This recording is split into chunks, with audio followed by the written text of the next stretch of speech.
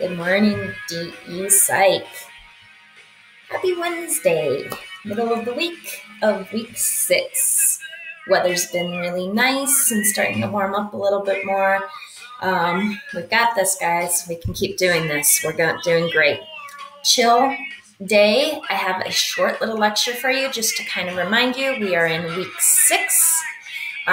We do have our thinking, language, and intelligence test next Wednesday. That's April 29th. Just a reminder that that's coming up. Because that's coming up, you'll see that I put in here the TLI review sheet that I normally hand out and give you guys a hard copy.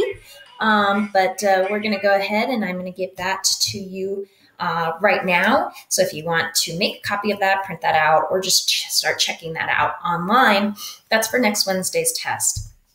You can also see here's our list of DICE assignments. If you're ever questioning what did we do this week, what's going to be due on Sunday for our DICE assignment. And then, of course, our participation. Make sure you're doing those. Some of you are forgetting to do that. That's a week-long participation. That's like filling out your bell ringer sheet for a week. So let's go into Wednesday here. Today, we're going to talk about students kind of evaluating intelligence testing and how we look at intelligence testing, and not just the Stanford Binet. You guys looked at the Stanford Binet. This last part of this unit, it's going to focus on a couple other intelligence tests and what do these intelligence tests really tell us. We're also going to look at aberrations to those who do not fit on the intelligence test norm. We're going to talk a little bit about the autism spectrum disorder today. So we have a lecture here. And then we have a 2 to 3 sentence response to the lecture. That's our DICE assignment. And I'll put that in there that is a DICE assignment for this week, as was the 150 word response to taking that Stanford Binet. And then I have on the agenda that, once again, to point out the review guide that is up. So let's go ahead and jump into our lecture. We've got probably no more than 4 slides of notes to take today. I have 9 slides total, but not all on notes. So you guys took the Stanford Binet, and hopefully that turned out well for you. I'm excited to read those responses. But the Stanford Binet isn't the only intelligence test out there that has been scrutinized by what we would call peer-reviewed type of test. So probably the most popular one after the Stanford Binet is known as the Wechsler scales. I'm probably doing that a big misjustice because I don't speak German. But the Wechsler's, I can't even say it right. Wechsler scales are, it's the type of test that I couldn't give you guys because it is done on a one-on-one basis. And it's the type of test that takes probably close to about 1.5 hours to 2 hours to complete. And if I were to administer that test, each one of you would take 1.5 to 2 hours to complete because it's a one-on-one type of intelligence test. They would use this test if somebody took the Stanford Binet and the Stanford Binet raised a red flag of, ooh, we've got somebody that is, 2 standard deviations below the mean. Now we know there's something going on, but we don't know what.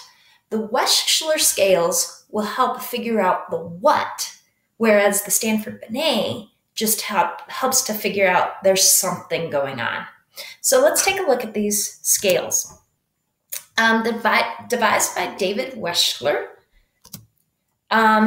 Basically, he wanted to look at how the IQ ratio breaks down as we get older, and he wanted to have a tool that identified mental learning disabilities, not just said, hey, there might be a learning disability here. So he created a test that would tell the strengths and weaknesses of intelligence in various categories, and I'm going to show you what that means. So it compares scores to the mean of a peer group, not just all people. So the bell curve is based on a age ranging, not so much all Americans is what the Stanford Binet does. Now, the WAIS test is the test that would be done for children, and the WAIS-R is for adults, all right? So the ways are, the one I'm going to show you measures intelligence for late adolescence through adulthood. There are two parts. So almost like the SAT, you get a couple different scores. You get a composite score, but you also get a verbal and a performance score. So it's a little different in the way it's broken up. So you get 3 scores, the verbal, the nonverbal, and the combined. So kind of like the SAT. All right, so you can see here, this is very different than the Stanford Binet that you took. So this is one of the subtests. This is one of the nonverbal subtests, where what you have to do is arrange these pictures in order to tell a story. There is like a correct answer, but it also depends on how you tell the story. So the nonverbal communication is the pictures, and then you get a verbal score of telling the story, because your story can make complete and utter sense, but be out of order.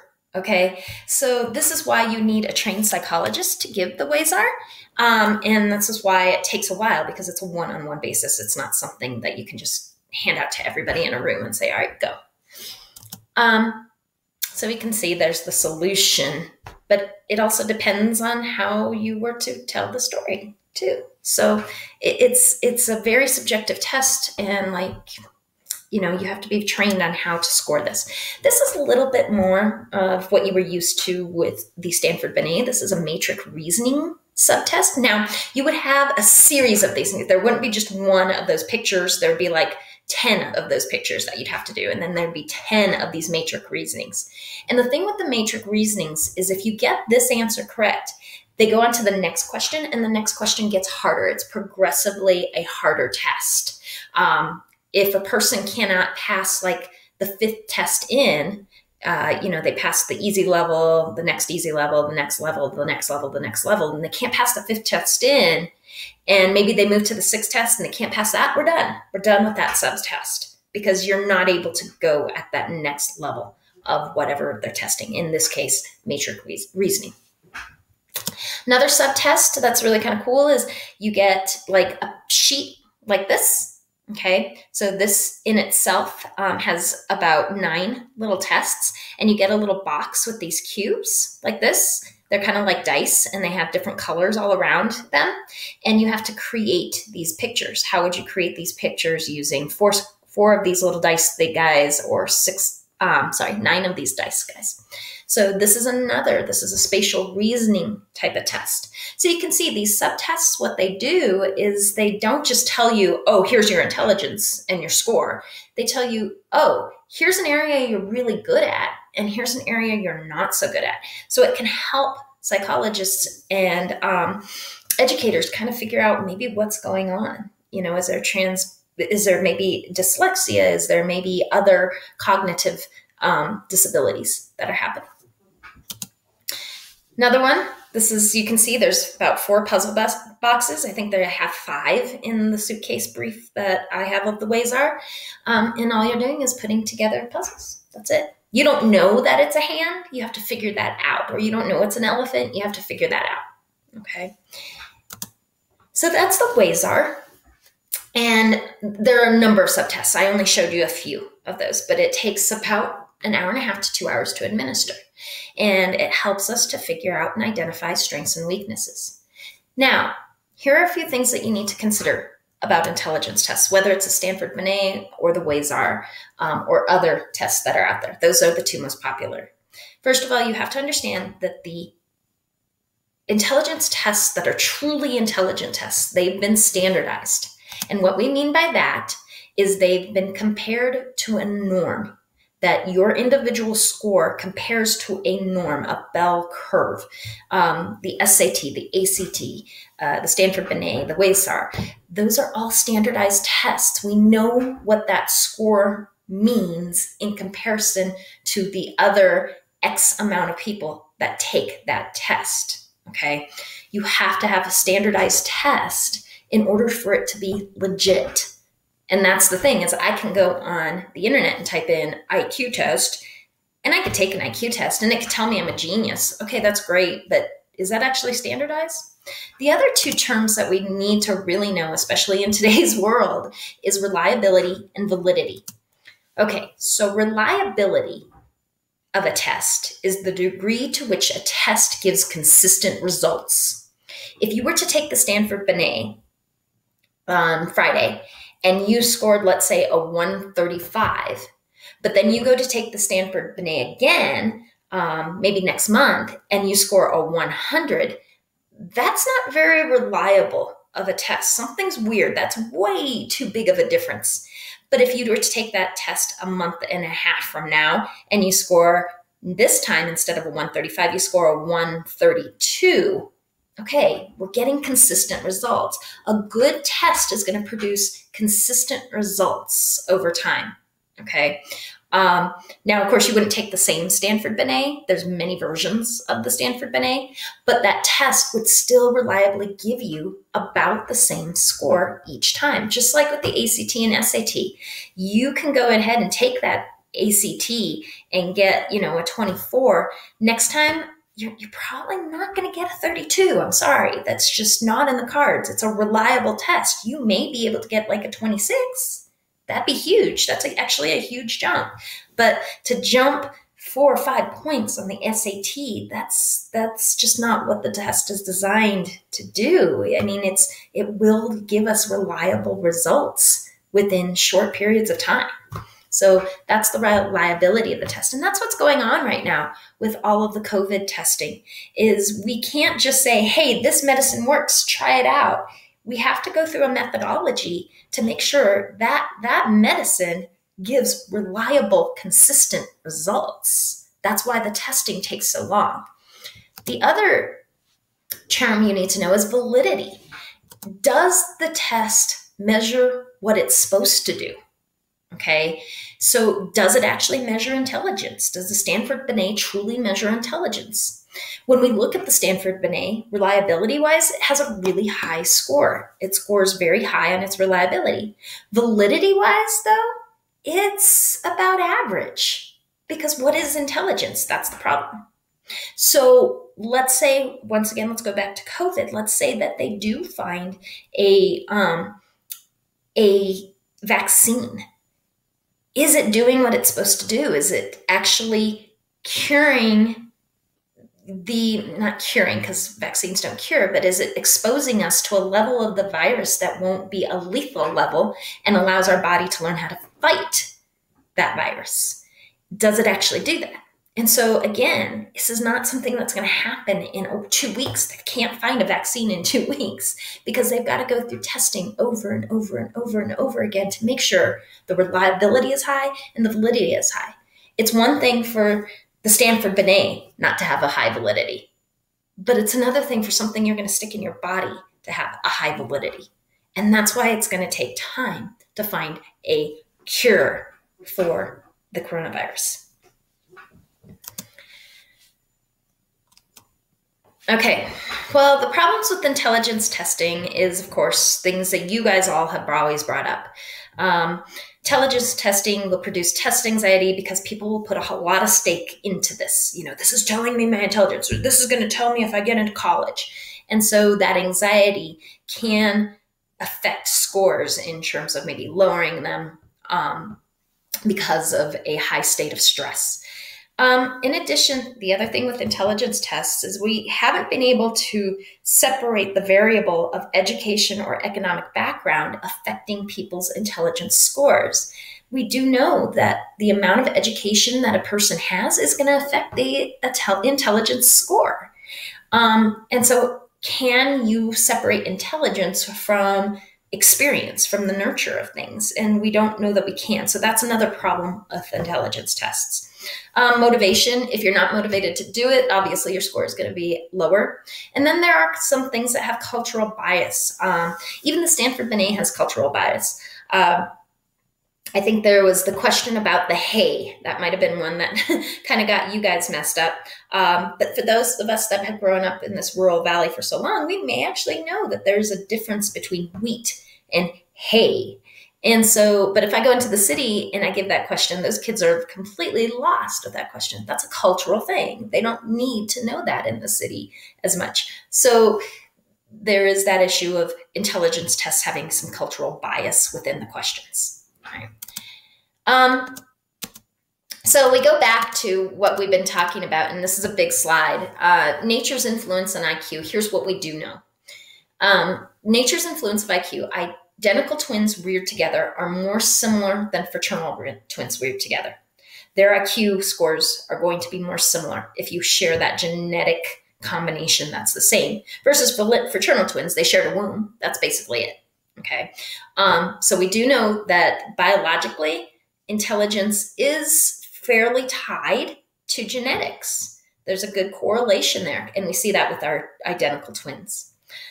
Siblings who grow up together are more similar than unrelated individuals who grow up in the same house. So there's a piece of evidence for nature, that when you do share the same genes, even if they're not the exact same combinations, you have a closer score in intelligence than if your cousin lives with you and is raised by your parents. They may not have those same scores because biologically their nature is a completely different set of chromosomes. Children are more similar to their biological parents than their adoptive parents. We also find that the biological children have more of a similar IQ to the biological parents than they do their adoptive parents. But nurture's influence on IQ, prenatal care, exposure to alcohol and other toxins, birth complications, malnutrition within the first few years of life, intellectual stimulation or lack thereof like Jeannie, stress, high quality education, the amount of time spent in school, the amount of time spent reading, that does affect our IQ. So what we do know is we go back to that nature-nurture controversy, and we do know it is closer to 60-40 one way or the other, 50-50 one way or the other than anything else. That's what we do see. It's why we do have programs like Head Start programs that for kids that may not have access to some of the early educational programs, preschool, things like that, can get access to those things. It's because we do know that nurture does a huge influence on eventual IQ, and helping really come down to relate to another unit we've studied, really kind of helping people maybe get into that formal operational stage of Piaget's cognitive development. So the last thing I want to talk to you guys is autism. And the thing about autism is it is what we call a spectrum disorder. There's a range of different things that can happen to those people that are classified in the autism spectrum. And when it comes to intelligence testing, we can have people that are on the autism spectrum that score off the charts and are geniuses, like a guy by the name of Daniel Tammet. But when it comes to maybe not the Stanford Binet, but taking other types of intelligence tests like emotional intelligence, they score very low. So autism is one of those weird aberrations in terms of how the brain's neurodiversity works and how it doesn't fit into a box to be really kind of intelligence tested. So what I want to talk about today is, and have you watch a couple videos, is autism awareness video. Kind of probably did a better job than I can to explain autism and the spectrum of that autism. And then I want you to watch the case study of Daniel Tammet, who falls along this line right over here, this extreme ability in areas, really high functioning, what we would be classified on the autism spectrum as having Asperger's. So I want you to watch those two videos. Those are in our folder. If you jump into our Schoology folder here, you'll find those two videos. Let's go right here. Hopefully internet is a-okay today. And so you'll find the autism awareness one. That's about a 9-minute video. And then the Daniel Tammet video, which is about 8 minutes. So I'd say a total of 20 minutes videos after you've watched this lecture. And then you have a short little lecture discussion. And once again, you're welcome to respond on your own and bring up a new topic, or respond to somebody else in the class and adding to their reflection. So those of you are getting used to this type of thing, this is another DICE assignment. All right, guys. Wishing you a wonderful Wednesday and hopefully just an easy day of learning for you and getting some really good information about intelligence and the operations to intelligence and this huge amount of neurodiversity that we have in this world. Okay, guys, we will talk to you later. Have a great day. Oh, playing some killers today.